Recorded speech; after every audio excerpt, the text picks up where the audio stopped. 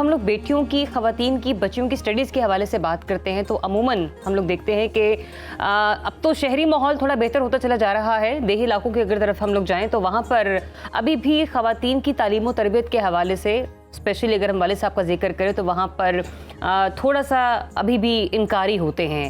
آپ سرکار صلی اللہ علیہ وآلہ وسلم نے اپنی پیاری بیٹی کی تعلیم و تربیت کس طرح سے فرمائی؟ اور جب ہم لوگ خواتین کی تعلیم و تربیت یا حقوق نسواں کے حوالے سے بات کرتے ہیں تو چاہوں گی کہ ذرا اس پر آپ ہماری تھوڑی رہنمائی کریں.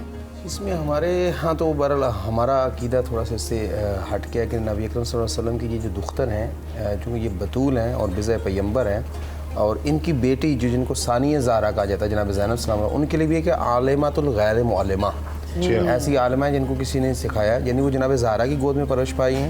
اور جناب سیدہ سلام اللہ علیہ کی والدہ گرامی جو تھیں، جناب سیدہ کی عمر جناب زہرا سلام اللہ علیہ کی عمر ابھی 4 سال کی تھی کہ جناب خدیجہ سلام اللہ علیہ کا انتقال ہو گیا، رحلت فرما گئیں. تو وہ پراپرلی تربیت جو تھی وہ جناب نبی اکرم صلی اللہ علیہ وسلم کی گود میں ہی ہوئی، یعنی رسول اللہ بطور مادر بھی بطور پدر بھی جناب سیدہ کی تربیت فرمائی. اور خود جناب سیدہ سلام اللہ علیہ نے جو اصحاب پیمبر کی اولادوں کی تربیت کی ہے، بچوں کی اور بچیوں کی، مثلا روایات میں ملتا ہے اور اہل سنت کے منابع میں بھی یہ حدیث روایت موجود ہے کہ نیمہ شعبان میں جناب سیدہ سلام اللہ علیہ خصوصی طور پہ پورے مدینے کے بچوں کو اپنے گھر میں جمع کرتی تھی اور رات کو ان کو سونے نہیں دیتی تھی. پوری رات ان کو نیمہ شعبان یعنی 15 شعبان جس کو شب برات بھی کہتے ہیں، ان کے اوپر چہرے کے اوپر پانی کے چھینٹے دینا اور ان کو تربیت دینا. بہرحال جناب سیدہ سلام اللہ علیہ اپنے بابا کی حیات میں بھی اور بعد رحلت پیمبر جو ہے وہ مدینے کی مستورات کی تربیت کے حوالے سے جناب سیدہ کا ایک اہم کردار رہا ہے. اور جہاں تک عورتوں کی تعلیم کی بات ہے تو جناب خدیجہ سلام اللہ علیہ اپنے زمانے میں ایک عقیلہ قریش کے لقب سے معروف تھیں اور جناب خدیجہ سلام اللہ علیہ جو گزشتہ امتیں ہیں ان کے بارے میں بھی جانتی تھیں. اسی لیے جب نبی اکرم صلی اللہ علیہ وسلم کے شمائل، خصائل اور اوصاف کے بارے میں ان کو خبر دی گئی تو انہوں نے اس کے بارے میں باقاعدہ اظہار کیا کہ ہاں میں نے ان کو کتابوں میں پڑھا ہے. اور خود ان کا حسابات کا جو منظم جتنا بھی بڑا کاروبار تھا، وہ بہت بڑا کاروبار تھا ان کا، اس کو خود منظم کرنا، نظم دینا جناب خدیجہ کا کام تھا.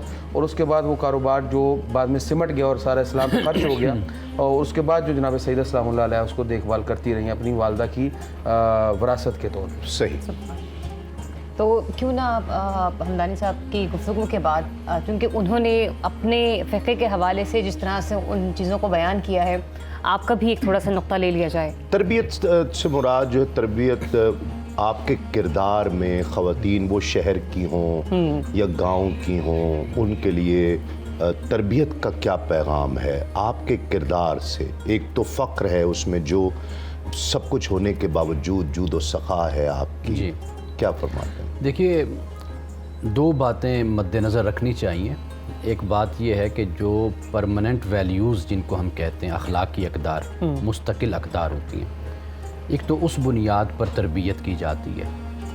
دوسری جو تعلیم جس طرف آپ نے اشارہ کیا، دیکھیے تعلیم ہمیشہ اپنے کلچر سے، اپنے تمدن سے پیدا ہوتی ہے.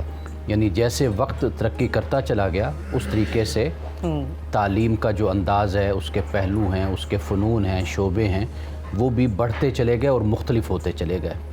لیکن جب ہم رسول اللہ صلی اللہ علیہ وسلم کے زمانے کی ہم بات کرتے ہیں تو ہمیں یہ بات نظر آتی ہے کہ آپ علیہ الصلاۃ والسلام نے کلچر ایسا بنا دیا تھا، ایسا پیدا کر دیا تھا کہ جس سے لوگوں میں علم کی جستجو تھی، علم حاصل کرنے کی جستجو تھی.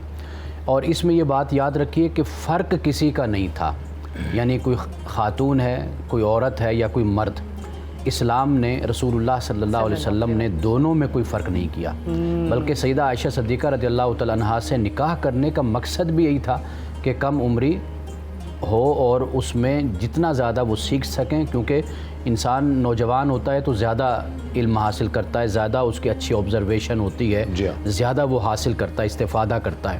تو رسول اللہ صلی اللہ علیہ وسلم کا جو دین ہے جو آپ لائے، روایات کی صورت میں کہتے ہیں حضرت عائشہ صدیقہ رضی اللہ تعالیٰ عنہا سے 3 حصے آپ سے روایت کیے جاتے ہیں.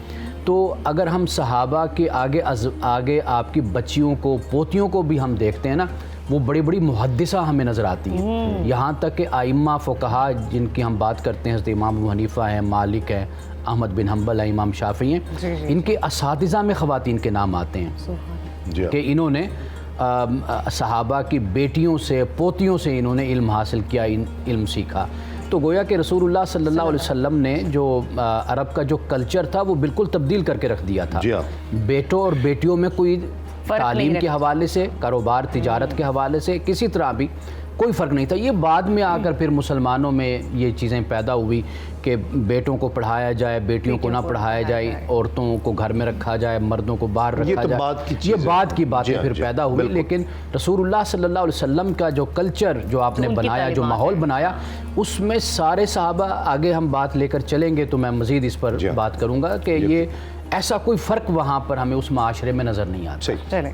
بچپن سے ماحول دیکھا، آقا علیہ الصلوۃ والسلام پر زیادتیاں ہوتے، کوڑا کچرا پھینک رہے ہیں، مخدومہ کائنات دیکھ رہی ہیں، یعنی اور محبت کا یہ عالم تھا. ام ابیہا کہا جاتا تھا آپ کو. پھر جب مدینۃ المنورہ آ جاتے ہیں تو وہ سب رنگ دیکھے ہیں، سب کیفیات مخدومہ کائنات کے نظر سے گزری ہیں. اپنے والد پر زیادتیاں ہوتے، والد کا صبر بھی دیکھا ہے.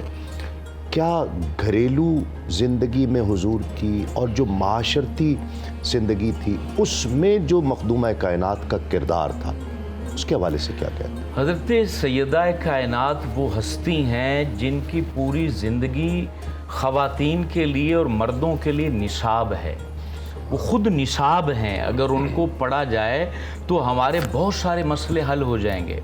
یعنی باپ بیٹی کے درمیان جو شفقتیں ہوتی ہیں، جو محبتیں ہوتی ہیں، جو بیٹی باپ کا مان رکھتی ہے اور جو باپ اپنی بیٹی پر اعتماد اور بھروسہ کرتا ہے، وہ ساری چیزیں آپ کو سیدہ کائنات کے رشتے میں نظر آئیں گی. حضور فخر عالم صلی اللہ علیہ وسلم چونکہ خود معلم کائنات ہیں اور سیدہ کائنات وہ عظیم الشان ہستی ہیں جن کو معلم کائنات کی گود میں تربیت پانا نصیب ہوا. یعنی حضور فخر عالم علیہ السلام نے اپنی شہزادی کو دین کے لیے مشقت اٹھانے میں بھی اپنے ساتھ ساتھ رکھا. یعنی حضور علیہ السلام سجدے فرما رہے ہیں تو آپ کی جو ہے پشت اطہار پر اوجڑی رکھی جا رہی ہے، تو سیدہ کائنات اس وقت چھوٹی سی عمر ہے اور اپنے ننھے ننھے ہاتھوں سے ان کو ہٹا رہی ہیں اور اپنے والد گرامی قدر کے پاس بیٹھ کر رو رہی ہیں. حضور فخر عالم علیہ السلام نے مذہبی طور پر، اعتقادی طور پر، نظریاتی طور پر، سماجی طور پر، معاشرتی طور پر ہر پہلوؤں سے حضرت سیدہ کائنات کو کامل و اکمل بنایا. اور وہ کامل و اکمل کیوں نہ ہوتی کہ ان کا انتخاب ازل سے اللہ فرما چکا تھا. یہ جو شروع میں آیت پڑھی جاتی ہے، آیت تطہیر جس کو ہم کہتے ہیں، اس کے اندر جو اللہ نے فرمایا کہ اللہ نے ارادہ فرمایا، تو اللہ کا ارادہ جو ہے وہ نئے سرے سے پیدا نہیں ہوتا ہے، وہ تو ازل سے فرما چکا ہے. یعنی اللہ کے ارادے آج سے تھوڑی بنتے ہیں. اللہ جو ارادہ کرتا ہے وہ ازلی ہے، اس کا علم بھی ازلی ہے اور اس کا ارادہ بھی ازلی ہے. ازل سے ہی ارادہ ہو چکا تھا کہ ہر لحاظ سے سیدہ پر نور بھی ہوں گی اور نور علا نور بھی ہوں گی اور ان کی نسل بھی نورانی ہوگی، اور جو ان کی پیروی کرے گا اس کی زندگی بھی نورانی ہو جائے گی اور اس کی قبر بھی روشن ہو جائے گی. کیا بہت خوب، سبحان اللہ.